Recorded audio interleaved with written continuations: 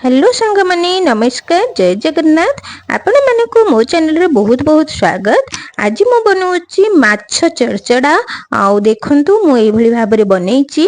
हमर माछ भजा मु रखिथिली सकाळे माछ भाजिथिली बळी पडिथिला सेतिबा मु एबे माछ दीटा रखिथिली त ताको मु एबे चरचड़ा बनाऊची। आउ आपको एबे मु कोन करची देखंतु माछ को टुकुडा टुकुडा मु कर दउची। आउ ता भितर जो कंटा मध्य अछि ताको मध्य बाछि दउची काहे कि ना एतरे बेसी छोट छोट कंटा नहीं बड़ बड़ कंटा थिला। आउ देखंतु एही भली भाबरे मु सबु माछ को टुकुडा टुकुडा करि देइची। आउ एतिरे मु कोन करिबि ना रसुण प्रधान माने माछरे तो रसुणटा बहुत बढ़िया लागे ता फ्लेवर। आ मु रसुण को कोन करची ना ता कोळारू चोपा छडी दउची। देखंतु मु एतिके रसुण छडे देइची एबे। आउ रसुण फ्लेवरटा बहुत बढ़िया लागे। आ दीटा कंचा लंका नेइची एबे मु रसुण को कोन करची ना भलो भाबे छेची दउची। मो पाखरे तो हेमदस्ता नाही सेतिबे मु बेलणा बाडी साहाଯ୍ୟରେ बेलणा पेढारे छेची दउची।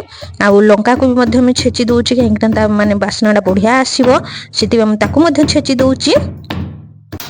एबे गैस ऑन करिकी बसई देली कड़ाई आ सेतरे देली मी अल्प टिके सोरिष तेल को अधिक गरम करबानी काहे कि ना सेतरे तार जो कंचार फ्लेवरटा रहले भलो लागिबो।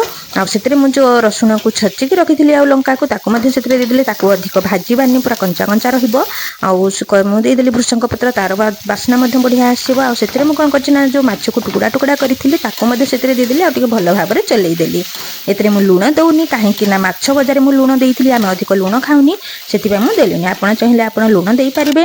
आ देखंतु हमर एबे माछ छिंचुडा पूरा रेडी हे जाईची। आ एतिरे ना से जो रसुण रो फ्लेवर आ कंचा लंकार बासना बहुत बढ़िया लागे आ सेटा बहुत टेस्टी लागे। आ देखंतु एबे मो हस्बैंड मो पो खाउछंती देखिबा से माने कोन कहउछंती खाइबा जेमती छुंक मारा है ना ता खुशबू बहुत बढ़िया आछी बहुत टेस्टी है। ता संग लंका भाजी हे जाईची